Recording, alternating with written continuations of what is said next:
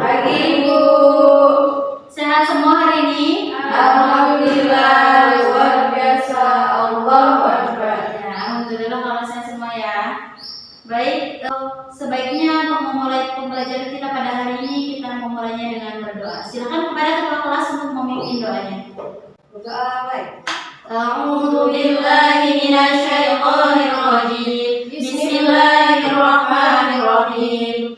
Rabbi shrah li sadri wa yassir li amri wahlul 'uqdatam min lisani yafqahu qawli. Shadaqallahul 'azim. Doa selesai.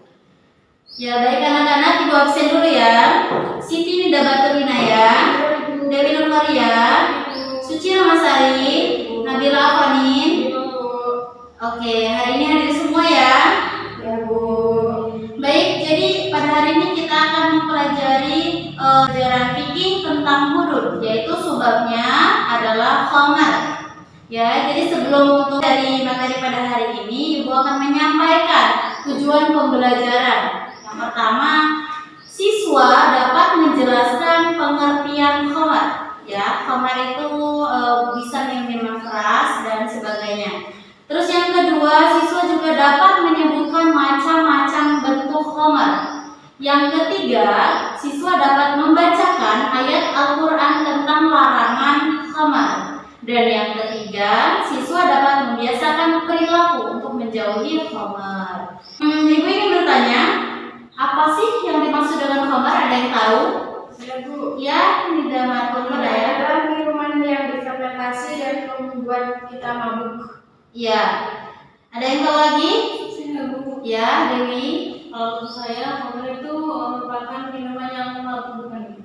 Ya, minuman yang memabukkan. Ya, jadi khamar itu berasal dari kata khamara yahmuru, atau secara etimologi khamar itu berarti tertutup atau halangan atau tersembunyi. Sedangkan ada beberapa menurut ulama fikih, khamar menurut Imam Malik, Imam Syafi'i dan Imam Ahmad, khamar merupakan minuman yang memabukkan. Baik minuman tersebut dinamakan khamar atau bukan khamar, baik berasal dari perasan anggur maupun berasal dari bahan-bahan lainnya.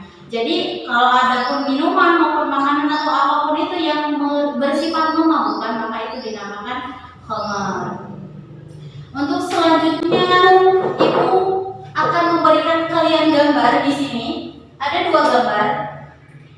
Jadi tugasnya Ibu ingin kalian mengamati gambar tersebut, gambar ini, lalu kalian mempresentasikan apa sih yang dimaksud dengan gambar pertama dan gambar kedua ini. Ibu berikan waktu 2 menit untuk mengamati gambar tersebut. Dipersilakan. Baik, bagaimana anak-anak? Sudah diamati gambarnya? Sudah Bu. Sudah mengerti apa yang dimaksud dengan gambar ini? Sudah. Ya. Siapa yang ingin maju untuk menjelaskan gambar pertama? Bu. Suci, silakan Suci maju. Jelaskan gambar yang pertama. Jadi gambar yang pertama ini adalah gambar dari khamar. Nah, khamar ini kan berbentuk air yang cair. Biasanya itu dijual di pasaran, ada yang berbentuk botol, ada yang berbentuk kaleng. Kalau di pasar-pasar, apalagi di kota-kota besar, biasanya ini khamar ini sangat mudah ditemukan gitu. Nah, contoh-contoh khamar itu misalnya bisa kayak bir, anggur merah, atau misalnya kayak kuah gitu. Iya, terima kasih Suci. Beri tepuk tangan. Selanjutnya gambar kedua, ada yang bisa menjelaskan? Siapa? Nabila Afanin, silakan jelaskan gambar kedua. Assalamualaikum warahmatullahi wabarakatuh. Waalaikumsalam warahmatullahi wabarakatuh. Di sini saya akan menjelaskan gambar kedua, yang dimana di sini merupakan khamar dalam bentuk obat-obatan, dan di sini merupakan khamar disebut juga sebagai narkotika. Terima kasih. Assalamualaikum warahmatullahi wabarakatuh. Waalaikumsalam warahmatullahi wabarakatuh. Beri tepuk tangan. Baik, jadi untuk gambar pertama ini adalah khamar dalam bentuk cair. Seperti yang dikatakan oleh Suci tadi, khamar dalam bentuk cair ini termasuk di Indonesia juga masih banyak sekali dijual di pasaran-pasaran ya, dalam bentuk kaleng maupun botol gitu. Jadi untuk menemukannya itu sangat mudah, padahal khamar ini merupakan hal yang dilarang oleh Allah Subhanahu wa taala dan bersifat memabukkan. Untuk yang kedua, ini adalah bentuk khamar dalam bentuk padat. Jadi, dalam bentuk padat biasanya terdiri dari obat-obatan dari misalnya sabu, ganja, narkotika, itu adalah jenis khamar dalam bentuk padat, ya. Baik, Ibu akan membagi kelompok kalian dalam dua kelompok. Untuk kelompok pertama itu ada Siti Nadamatul Inayah dan Nabila Afanin. Untuk kelompok kedua itu ada Suci Ramasari dan Dewi Nur Korea. Jadi, tugas diskusi untuk kelompok pertama, kalian diskusikan tentang dasar-dasar hukum yang terdapat di dalam Al-Quran atas larangan khamar ini, ya. Yang kedua, untuk kelompok kedua itu tolong diskusikan tentang undang-undang tentang khamar yang berlaku di Indonesia. Dipersilakan untuk berdiskusi. Saya berikan waktu 10 menit. Dipersilakan. Bagaimana anak-anak? Sudah selesai diskusinya? Sudah. Baik, jadi Ibu mau kelompok pertama dulu untuk menjelaskan hasil diskusinya tentang dasar-dasar hukum yang ada di dalam Al-Quran tentang larangan khamar. Siapa kelompok pertama? Saya, Bu. Ya, Siti Nadamatul Inayah, silakan maju. Assalamualaikum warahmatullahi wabarakatuh. Waalaikumsalam warahmatullahi wabarakatuh. Baik, di sini saya akan menjelaskan tentang dasar hukum tentang khamar. Terdapat pada Al-Quran surat Al-Baqarah ayat 219 yang bunyinya A'udzu billahi minasyaitonir rajim. Bismillahirrahmanirrahim. Yas'alunaka 'anil khamri wal maisir qul fihima ithmun kabirun wa manafi'u lin-nas wa ithmuhuma akbaru min naf'ihima wa yas'alunaka madza yunfiqun qul al-'afwa kadzalika yubayyinu Allahu lakum al-ayati la'allakum tatafakkarun. Yang artinya mereka bertanya kepadamu tentang khamr dan judi. Katakanlah, pada keduanya terdapat dosa yang besar dan beberapa manfaat bagi manusia. Tetapi dosa keduanya lebih besar dari manfaatnya. Dan mereka bertanya kepadamu, apa yang mereka nafkahkan? Katakanlah, yang lebih dari keperluan. Demikian Allah menerangkan ayat-ayatnya kepadamu supaya kamu berpikir. Baik, terima kasih. Cukup dari saya akhiri. Assalamualaikum warahmatullahi wabarakatuh. Waalaikumsalam warahmatullahi wabarakatuh. Mari tepuk tangan untuk Siti Nadamatul Inayah. Baik, untuk kelompok kedua. Siapa kelompok kedua yang untuk mempresentasikan? Dewi Nur Korea, silakan maju. Menjelaskan tentang undang-undang tentang khamar. Ya. Baik, sebelumnya Assalamualaikum warahmatullahi wabarakatuh. Waalaikumsalam warahmatullahi wabarakatuh. Di sini saya dari kelompok kedua yang akan mengatakan atau menjelaskan terkait tentang undang-undang tentang khamar. Jadi ada undang-undang tentang kerajaan dan politik yang khamar. Nah, jadi dalam kitab undang-undang pidana atau KUHP mengatur mengenai masalah penyalahgunaan alkohol atau tindak pidana minuman keras yang tersebar dalam beberapa pasal. Antara lain dalam pasal 300, pasal 492, pasal 536, pasal 237, pasal 38, dan pasal 539 KUHP. Nah, adapun bunyi dari pasal tersebut. Nah, di antaranya yang pertama, untuk pasal 300 KUHP bunyinya dengan hukuman penjara selama-lamanya 1 tahun atau denda sebanyak 4.500 rupiah. B. Barang siapa dengan sengaja menjual atau menyuruh minuman yang memabukkan kepada seorang yang telah menyatakannya. Nah, untuk pasal yang kedua yaitu dalam pasal 492 KUHP yang bunyinya A. Barang siapa yang sedang mabuk, baik di tempat umum, menyimpan jalan atau mengganggu ketertiban, baik mengancam keamanan orang lain maupun suatu perbuatan yang harus dijalankan dengan hati-hati, benar supaya tidak terjadi bahaya bagi jiwa atau kesehatan orang lain dibunuh selama selama-lamanya atau selamanya, yaitu dengan hadiah petugas sebanyak 379 rupiah. Yang B. Jika pada waktu melakukan pelanggaran itu belum lewat 1 tahun sejak saat putusan pengadilan itu bagi si bersalah karena pelanggaran itu serupa juga atau antara pelanggaran yang diterangkan dalam pasal 536, maka ia dihukum kurungan selama-lamanya menjadi. Adapun dalam pasal yang ketiga yaitu dalam pasal 536 KUHP yang bunyinya barang siapa nyata mabuk ada di jalan umum dihukum denda sebanyak-banyaknya 225.000 rupiah. Dan yang B, jika pada waktu melakukan pelanggaran itu belum 1 tahun sejak tetapkan hukum yang baru bagi si tersalah antara pelanggaran sepanjang juga atau pelanggaran yang ditersangkakan dalam pasal 492, maka hukuman denda itu dapat diganti dengan hukuman kurungan selama-lamanya.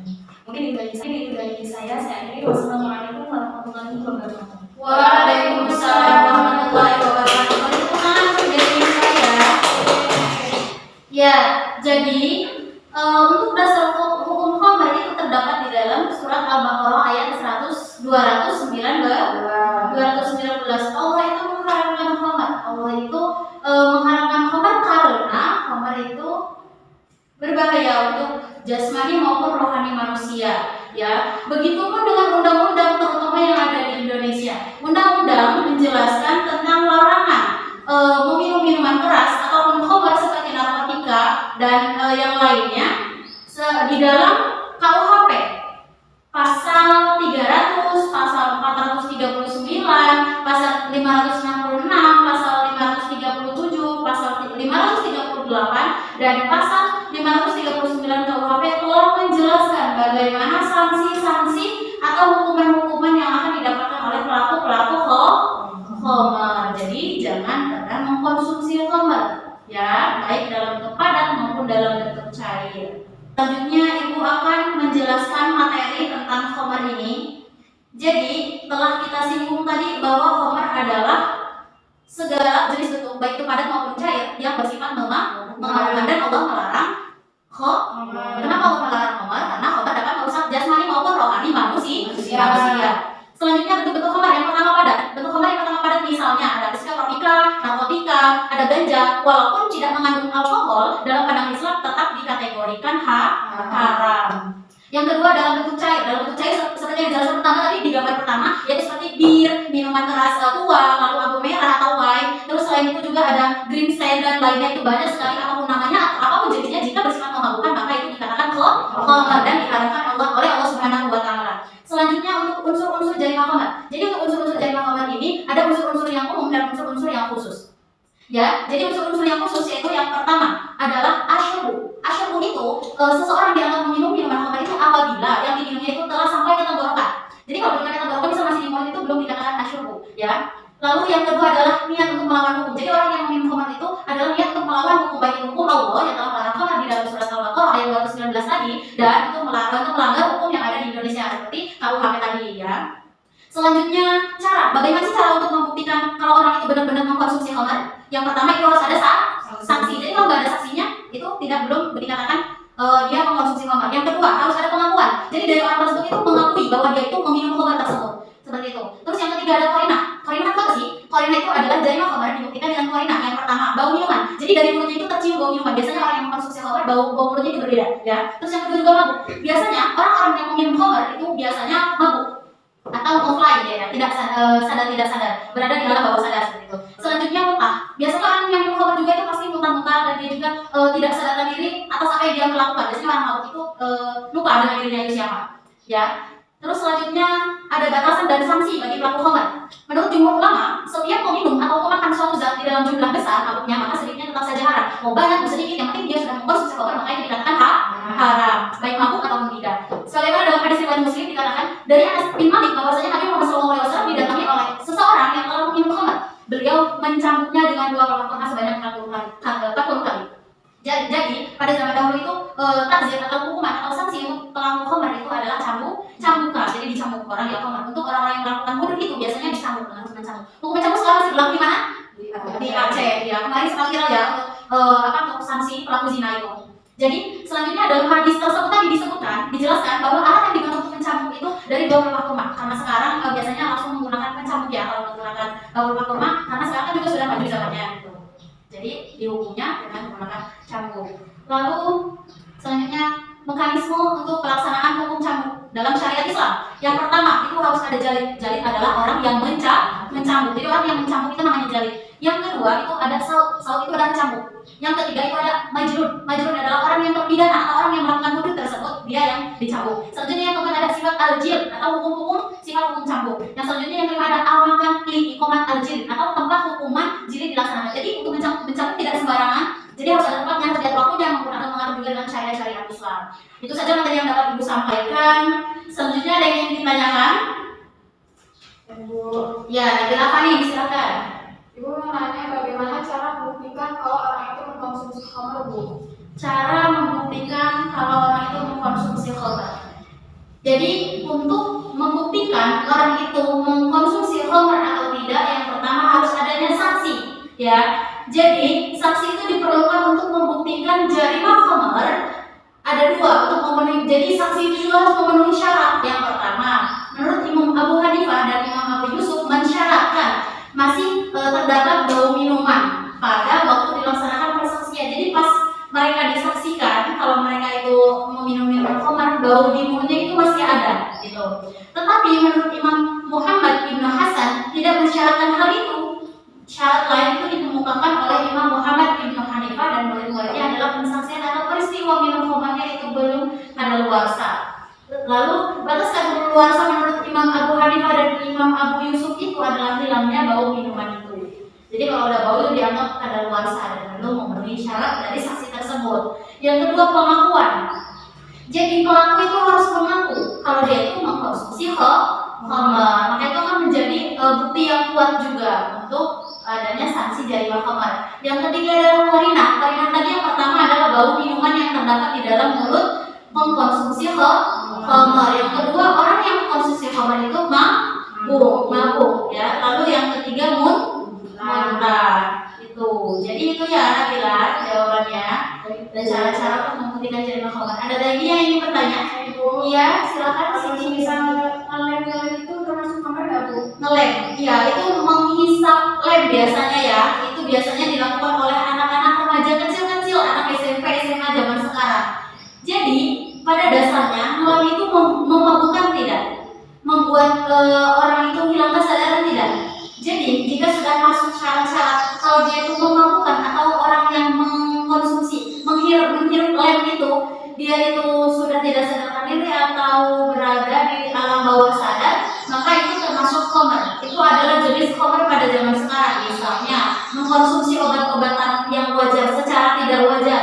Misal ada obat-obatan komik dicampur dengan minuman apa lagi, itu termasuk khamar dan itu diharamkan. Ya, jadi kembali lagi kepada pengertian khamar pertama tadi. Kalau maupun minuman, makanan dan segala jenis apapun itu yang bersifat memabukkan itu maka disebut khamar dan diharamkan oleh agama Islam. Ya, ada lagi yang ingin bertanya? Cukup? Cukup. Baik, jika cukup Ibu yang akan bertanya. Baik, karena materi hari ini sudah selesai, Ibu akan bertanya kepada kalian sebagai pengulasan. Jadi, apa sih unsur-unsur jarimah khamar? Siapa yang akan menjawab? Nabila Farin, silakan.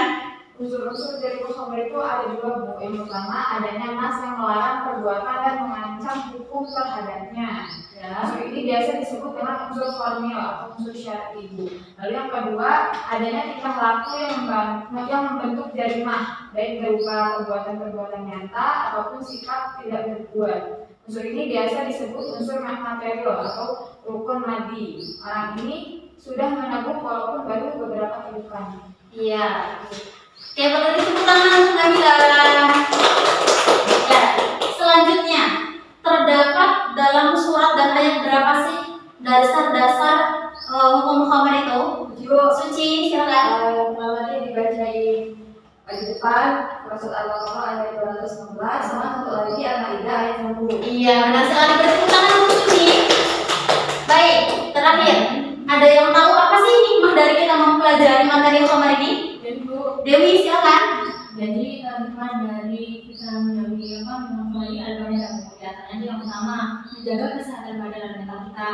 Terus yang kedua, menghindari terjadinya kejahatan sosial. Terus yang ketiga ini menjauhi generasi penerus agar lebih baik sehat jasmani dan rohani. Terus yang terakhir tadi melindungi kehormatan. Maksudnya gimana? Nah, banyak bukti sekarang ini kalau pelaku pemerkosaan pada wanita itu adalah sebagian besar ini kan peminum minuman keras ya.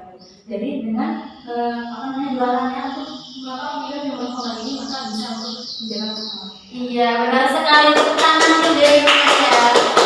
Jadi itu ya pembahasan untuk materi kita pada hari ini tentang hudud, yaitu sebabnya tentang khamar. Khamar itu ada bentuk cair maupun bentuk padat. Mau cair mau padat atau dalam bentuk apapun atau serbuk atau segala macam, intinya yang memabukkan dan membuat seseorang berada di alam bawah sadar dan bisa melakukan kegiatan-kegiatan atau perlakuan yang tidak diinginkan, itu maka dihukum. Hukumnya haram. Baik, sepertinya waktu kita sudah habis ya anak-anak. Jadi bukan menyampaikan kesimpulan dari materi kita pada hari ini. Jadi khamar adalah sesuatu hal mau cair, padat dan berbentuk apapun, jika dia memabukkan maka disebut khamar dan hukumnya haram. Allah Subhanahu wa taala melarang manusia mengkonsumsi khamar karena untuk kesehatan jasmani maupun rohani manusia dan terdapat di dalam Al-Qur'an surat Al-Baqarah ayat 219 dan surat Al-Maidah ayat 90 dan juga di Indonesia hukum KUHP itu masih berlaku untuk pelaku-pelaku khamar. Pada zaman dahulu untuk pelaku-pelaku khamar atau pelaku-pelaku hudud ini adalah dihukumi cambuk. Baik, jadi itu saja materi pada hari ini. Selanjutnya untuk minggu depan Ibu akan memberikan tugas. Jadi tugas yang pertama dan yang kedua bisa kalian di modul ya. Modul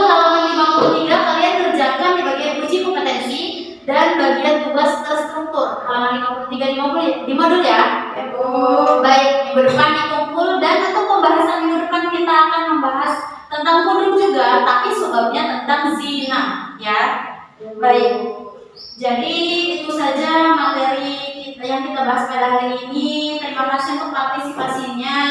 Ibu mohon maaf apabila terdapat kesalahan dan kekurangan. Kepada Allah yang mohon ampun. Silakan dipimpin doanya ketua kelas. Berdoa mulai. Bismillahirrahmanirrahim. Wal 'asri innal insana lafi khusrin illa alladziina aamanu wa 'amilus shalihati wa tawashaw bil haqqi wa tawashaw bis sabr. Shadaqallahul 'azim. Baik, wassalamualaikum warahmatullahi wabarakatuh.